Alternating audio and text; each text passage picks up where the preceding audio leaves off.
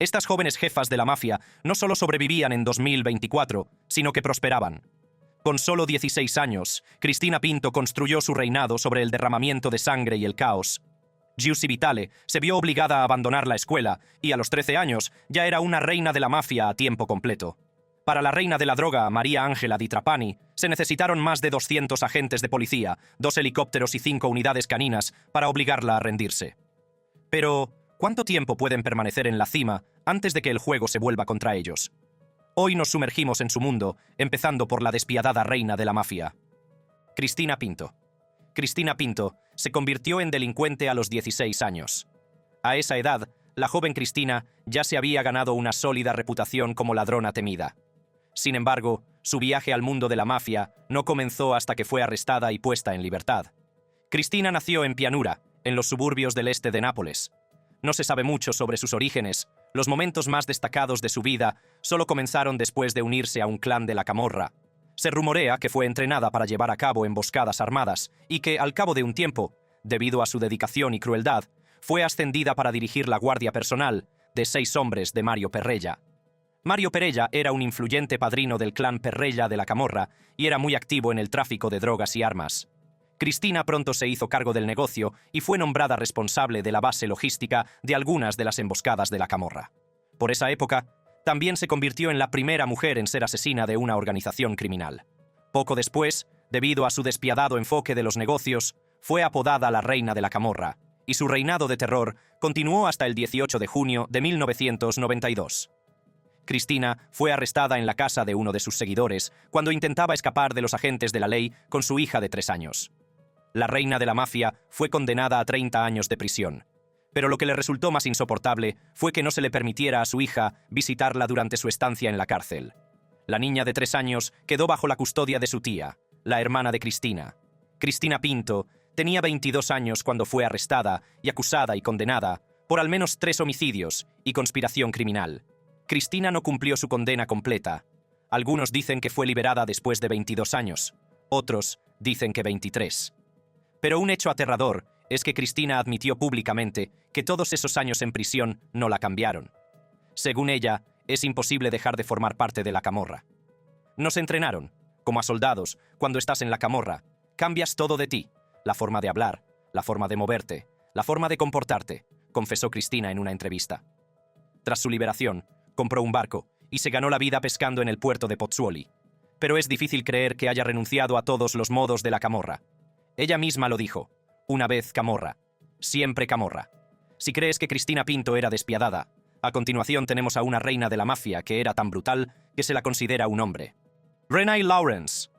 Renée Lawrence es una notoria reina de la droga australiana. También es la única mujer conocida de los 9 de Bali que sigue en libertad. Renée nació el 11 de octubre de 1977 en Newcastle, Nueva Gales del Sur, Australia. Su vida comenzó de forma muy sencilla, por lo que fue una sorpresa para todos los que la conocían cómo se involucró tanto en el crimen y el mundo clandestino.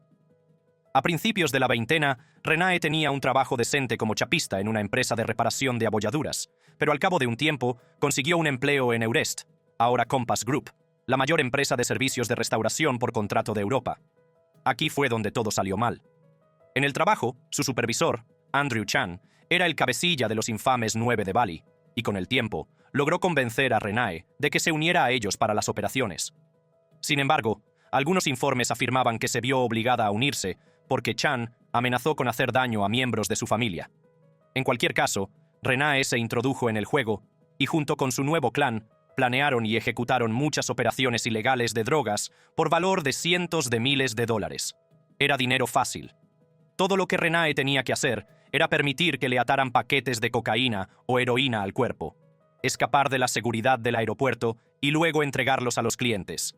Después de algunas operaciones exitosas, el 17 de abril de 2005, en el aeropuerto internacional Ngurah Rai en Bali, Renée fue arrestada. Se descubrió heroína con un peso de 2.689 kilogramos atada a sus piernas y pecho, todo oculto bajo su ropa. Fue arrestada junto con otros 3 miembros de Bali Nine, y ese mismo día la policía pudo localizar a los cabecillas de la banda que estaban esperando en un hotel. Renée Lawrence fue condenada a cadena perpetua, pero la sentencia se redujo posteriormente a 20 años. y luego se redujo aún más debido a su buen comportamiento. En prisión, Renee intentó suicidarse muchas veces y en una de esas ocasiones se rompió un brazo.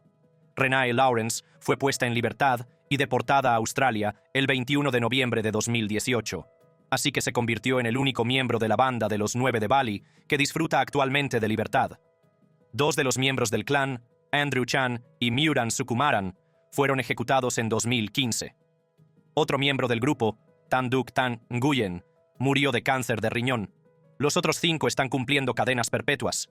Desde su liberación, Renee Lawrence ha mantenido un perfil bajo, pero algunos todavía sospechan que no ha roto por completo todos los lazos con su antigua vida. A continuación, tenemos a la hija de un jefe de la mafia italiana y cómo continuó con el legado de su padre. Marisa Merico. A Marisa Merico, su padre, le enseñó las costumbres de la mafia. No es justo culparla de todo, pero ella cometió los crímenes, y por lo tanto, tuvo que enfrentarse a la ley. Marisa Merico es hija del jefe de la mafia italiana, Emilio Di Giovine. Dirigía una de las bandas más poderosas y mortíferas, la 'Ndrangheta. La 'Ndrangheta ha sido clasificada muchas veces como uno de los grupos de crimen organizado más ricos del mundo. Cuando era niña, la madre de Marisa hizo todo lo posible por separarla del negocio familiar, trasladándola a Inglaterra. Solo se le permitía pasar los veranos con su padre en Milán. Esto funcionó durante algún tiempo, hasta que Marisa se enamoró de uno de los trabajadores de su padre, un miembro de la banda llamado Bruno Merico. Ella lo observaba hacer todo tipo de trabajos sucios, contrabando de drogas, dinero y armas. Pronto, esto también se convirtió en su vida. Marisa fue ascendida después de que su padre fuera arrestado por homicidio involuntario y pasara los siguientes 8 años en prisión. Mientras estaba en prisión, le pidió a Marisa que se hiciera cargo de la organización mafiosa. Marisa, que había vivido toda su vida tratando de impresionar a su padre, que siempre quiso un hijo varón, aceptó de inmediato. Hizo todo lo que él le pidió: lavado de dinero, tráfico de drogas y otros negocios ilegales. Según Marisa, pronto se cansó de la vida de la mafia, así que lo dejó todo y regresó a Inglaterra. Pero ya era demasiado tarde. Las autoridades italianas ya la habían localizado. Fue detenida a finales de 1993 y la declararon culpable de los cargos de crimen organizado. Según Marisa, pasó 2 años y 9 meses en prisión. Incluso después de su liberación, Marisa se niega a dejar el mundo del crimen. La última vez que lo comprobamos, estaba intentando obtener un título en criminología. Todo ello mientras concedía entrevistas y participaba en programas de entrevistas sobre sus experiencias como princesa de la mafia. Hacemos una breve parada en México para conocer a la Reina del Pacífico, una jefa de la mafia venerada tanto por los delincuentes como por las fuerzas del orden. Sandra Ávila Beltrán. Sandra Ávila Beltrán, la Reina del Pacífico. El ascenso de Sandra al poder en el mundo de la droga, como el de la mayoría de las mujeres de esta lista, estuvo influenciado por 2 cosas: la familia y el entorno. Nació en Baja California, México, hija de María Luisa Beltrán Félix y Alfonso Ávila Quintero, miembro de la familia de Rafael Caro Quintero, antiguo líder del cártel de Guadalajara. De joven, Sandra mantuvo múltiples relaciones con muchos capos de la droga, lo que fortaleció sus vínculos en el tráfico de drogas. Se ha casado 2 veces, y sus 2 maridos eran excomandantes de policía que se convirtieron en narcotraficantes. Ambos también fueron asesinados por sicarios. Aunque estaba metida hasta el cuello en el crimen, de alguna manera, la Reina del Pacífico siguió evadiendo la ley hasta que necesitó la ayuda de la policía. En 2002, Sandra acudió a las autoridades cuando su hijo adolescente fue secuestrado por un rescate de $5 millones. Finalmente recuperó a su hijo, pero esto la puso en su punto de mira. En ese momento, era solo cuestión de tiempo. La policía encontró más de 9 toneladas de cocaína en un barco en el puerto de Manzanillo, en el Pacífico, y el envío estaba vinculado a Sandra y a su amante, Espinosa Ramírez, una figura importante del cartel del norte del Valle de Colombia. Sandra fue detenida junto con Espinosa Ramírez el 28 de septiembre de 2007 en Ciudad de México. Fue acusada y condenada por blanquear miles de millones de dólares en drogas que se introducían de contrabando de Colombia a México. La policía informó de que, cuando la interrogaron, se describió a sí misma como un ama de casa que gana un poco de dinero vendiendo ropa y alquilando casas. Desde su detención en 2007, Sandra Ávila Beltrán pasó un total de 7 años en prisión, incluidos 2 años en régimen de aislamiento. La Reina del Pacífico fue puesta en libertad en febrero de 2015 y ahora vive en la ciudad de Guadalajara. ¿Pueden 7 años entre rejas salvar a una mujer tan empapada de crimen como Sandra Ávila Beltrán? Solo el tiempo lo dirá.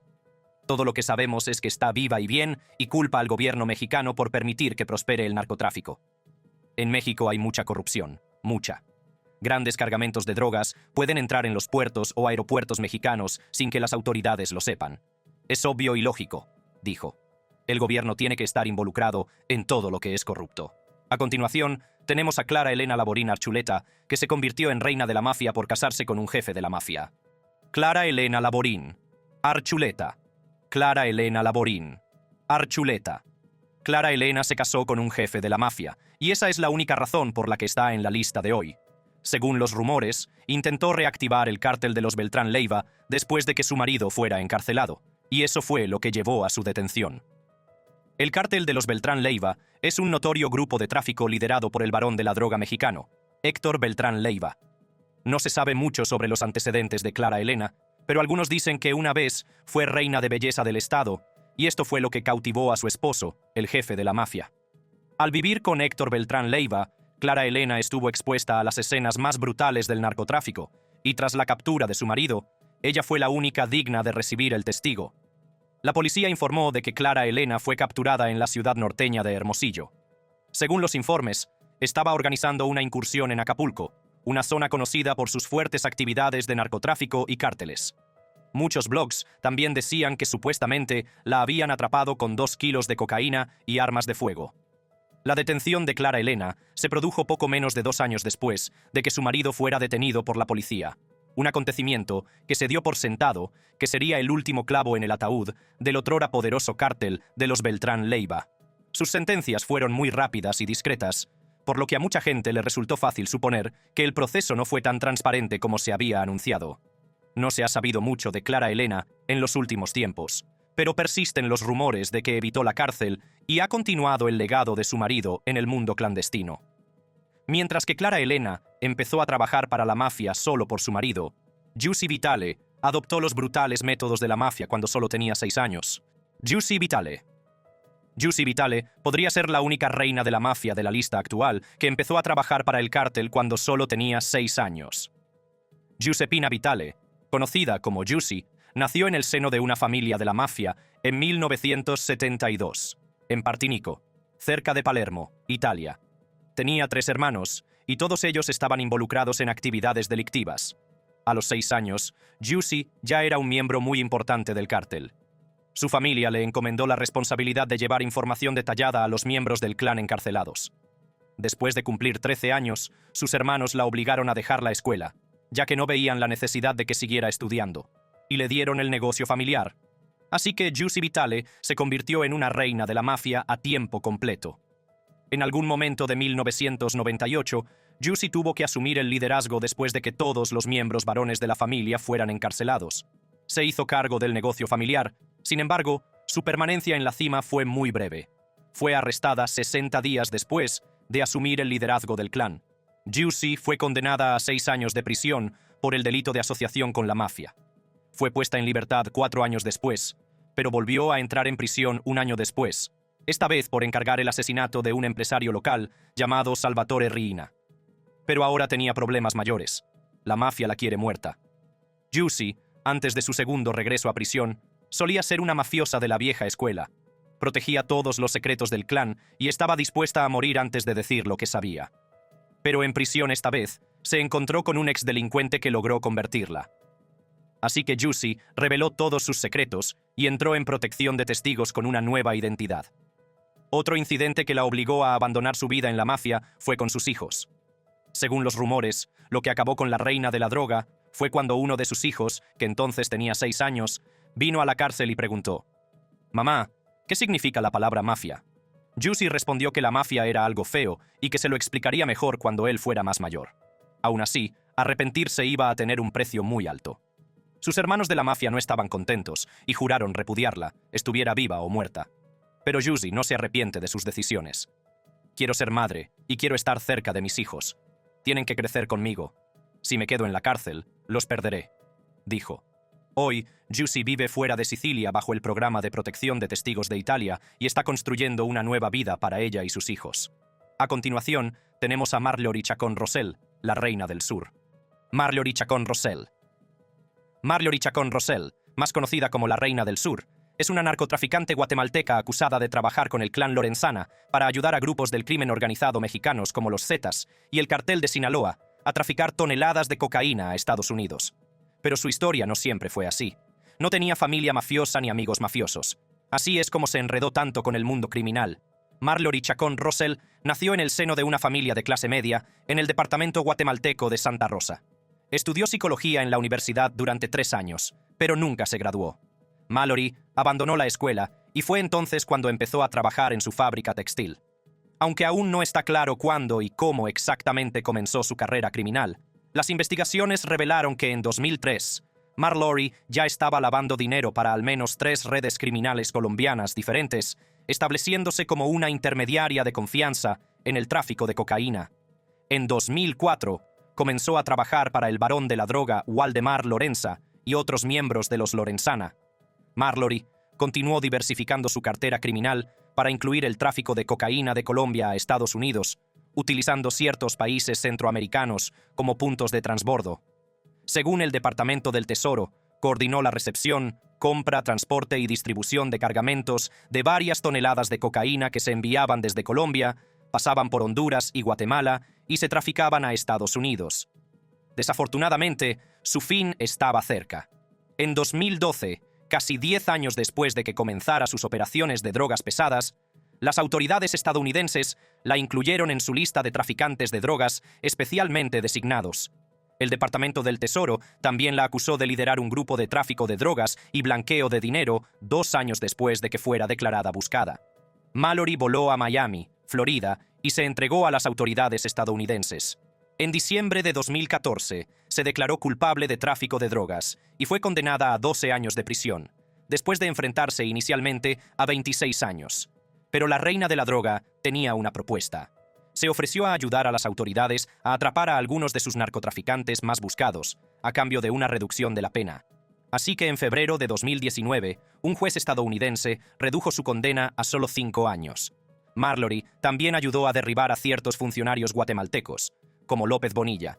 Aunque la reina de la droga ya no es buscada por la ley, tras su liberación en 2019, se escondió y se ha publicado muy poca información pública sobre ella y su paradero actual. Ninguna de las mujeres de esta lista podría ser tan letal como la siguiente: Herminia Giuliano, la dama de la camorra. Si Herminia iba a ser arrestada, lo haría en sus propios términos. Herminia Giuliano, reina de la mafia de Nápoles. En su día, fue considerada una de las 30 delincuentes más peligrosas de Italia. Herminia nació el 31 de diciembre de 1955. Era conocida como Celeste por sus brillantes ojos azules. Su información de antecedentes es escasa. Solo se hizo popular después de hacerse cargo del negocio criminal del clan Giuliano tras el arresto de su hermano, Luigi Giuliano, a principios de 2000. Fue el último de los 5 miembros masculinos de la familia en ser arrestado. Pero Luigi Giuliano iba a delatarlos a todos. En septiembre de 2002, testificó contra muchas figuras de la camorra, incluidos miembros de su propio clan. Sin embargo, esto no fue lo que condujo directamente a la detención de Herminia Giuliano. Herminia era muy despiadada en su forma de manejar los negocios. Según ella, siempre que estaba aburrida, tenía que disparar a alguien. En 1997, corrieron rumores de que había apuñalado a una líder de una banda rival, y que en 1999 había estrellado un coche contra el escaparate de la tienda de otro enemigo. A principios de 2000, la policía recibió un aviso de que Lady Camorra se escondía en la casa de su hija. Así que esperaron hasta medianoche antes de allanar la casa y la encontraron en una habitación secreta, oculta detrás de un armario de cocina y un panel de pared deslizante. Antes de que se la llevaran, Herminia insistió en darse una ducha y en que su peluquera la visitara antes de ponerse sus tacones altos, un abrigo de piel de leopardo falso y unas esposas. Según se informa, mientras la reina era sacada a rastras por un equipo de policías, les dijo esto a sus hijas: «Ahora cuento con vosotras. Estoy tranquila. Os he enseñado todos los verdaderos valores de la vida». Herminia fue puesta en libertad recientemente, y desde que salió de la cárcel, vive en Formia, Lazio. En 2019, el Estado italiano embargó sus bienes por un asunto legal relacionado con una antigua condena por conspiración relacionada con la mafia. Muchas personas aún no se creen la historia de que una de las mujeres más peligrosas en la historia de la mafia italiana esté realmente arrepentida ahora. Mientras que se necesitaron menos de una docena de oficiales para arrestar a Erminia Giuliano, María Ángela Di Trapani, la siguiente reina de la mafia, era tan peligrosa que se necesitaría un batallón entero para acabar con ella. María Ángela Di Trapani. Se necesitaron más de 200 agentes de policía, 2 helicópteros y 5 unidades caninas para arrestar a María Ángela Di Trapani y a otros 25 presuntos miembros del cártel. Algunos la llaman la dueña de la casa. Otros la conocen como la verdadera jefa del barrio de Resutana. María Ángela nació en una familia con fuertes raíces en la mafia, lo que le permitió conocer desde muy temprano y de cerca el funcionamiento interno del mundo del crimen. Se casó con un capo de la droga de alto rango conocido como Salvino Madonia. Salvino fue condenado por muchos delitos, incluido el asesinato en 1987 de Libero Grassi, un empresario que se había opuesto a las prácticas de extorsión de la mafia. Actualmente cumple cadena perpetua por este delito. Con el líder del clan encerrado en prisión, María Ángela Di Trapani tuvo que intensificar su papel en el negocio familiar. La policía dijo que Di Trapani era el vínculo entre los jefes en prisión y los que aún estaban en libertad, y que había sido designada para servir de enlace con otros clanes en el relanzamiento de la Cosa Nostra. También designó quién debía dirigir el negocio de la familia mafiosa o quién debía actuar como jefe en nombre de su marido. María Ángela Di Trapani sirvió fielmente al clan, y muchos confesaron que se comportaba en todos los sentidos como un hombre, comprometida y despiadada en todas sus operaciones. A lo largo de los años, logró evadir muchos juicios y arrestos, pero en 2008, durante una operación a gran escala dirigida contra la Cosa Nostra, Di Trapani fue detenida. Fue arrestada y condenada por múltiples delitos, entre ellos extorsión y asociación mafiosa. Di Trapani fue condenada a varios años de prisión, pero muchos sostienen firmemente que sigue controlando al clan, incluso tras los muros de la prisión. A continuación, tenemos a Thelma Wright, la mujer negra más peligrosa de Filadelfia. Thelma Wright. Thelma Wright. Solía ser la mujer negra más peligrosa de Filadelfia, y todo se debía a su matrimonio con Jackie Wright, uno de los principales traficantes de heroína de la ciudad. A través de las conexiones de su marido, Thelma formó alianzas con la mafia negra, una banda que operaba el tráfico de drogas en Filadelfia a lo largo de la década de 1970 y hasta la de 1980. Nunca quiso tener un papel activo en el negocio, pero una tragedia la obligó a ello. En 1989, Jackie fue asesinado por miembros de una banda rival. Su cuerpo fue encontrado con una herida de bala mortal en la cabeza, enrollado en una alfombra.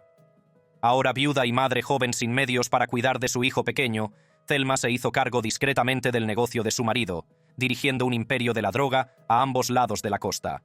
Según ella, obtenía una media de $400,000 de beneficios cada mes, lo que le permitía llevar una vida lujosa.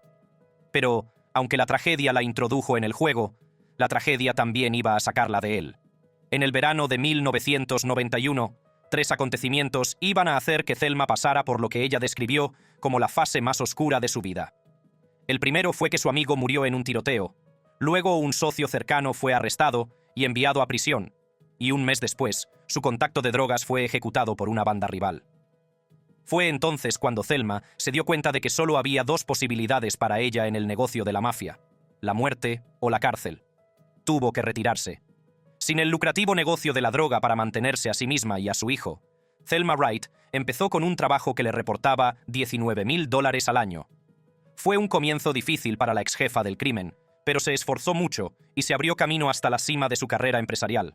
Thelma finalmente encontró estabilidad financiera en el sector inmobiliario y, hoy en día, comparte su historia con la esperanza de motivar a las mujeres jóvenes a centrarse en la educación en lugar del encarcelamiento y evitar verse envueltas en las bandas y las drogas, especialmente cuando los hombres de su vida las llevan por ese camino.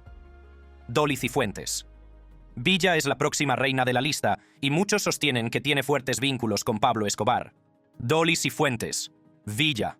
Dolly Cifuentes. Villa es una narcotraficante de Medellín, Colombia. Está asociada con el cártel de Sinaloa de México. Muchas otras fuentes afirman que también tiene vínculos con Pablo Escobar.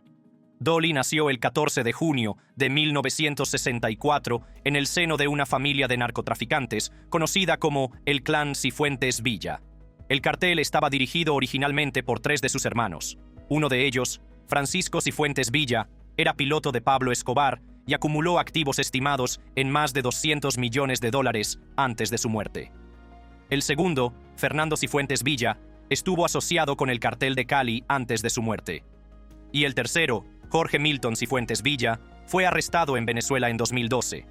No está muy claro cuándo Dolly asumió el liderazgo del clan, pero según sus confesiones, se traficaron más de 30 toneladas de cocaína cuando ella estaba al mando. La reina de la droga fue detenida en 2011, pero lo que hizo su caso aún más interesante fue que tenía una relación sentimental con Alberto Uribe Vélez, hermano del expresidente de Colombia, Álvaro Uribe. Dolly fue extraditada a Estados Unidos en 2012, donde fue acusada de 5 delitos. La fiscalía retiró 4 de los 5 y solo fue condenada por conspiración para importar y fabricar cocaína. La pena máxima por esto es cadena perpetua, pero debido a un acuerdo sellado entre Colombia y Estados Unidos, no pudo enfrentarse a una cadena perpetua o a la pena de muerte. Villa fue condenada a 5 años de prisión. Cumplió 2 años en Colombia y 3 en Estados Unidos. Fue liberada en 2015 y muchos creen que ha vuelto y que está activa en el tráfico de drogas. Gracias por vernos. Si te ha gustado este vídeo, haz clic en uno de los cuadros que aparecen en la pantalla para ver más contenido similar.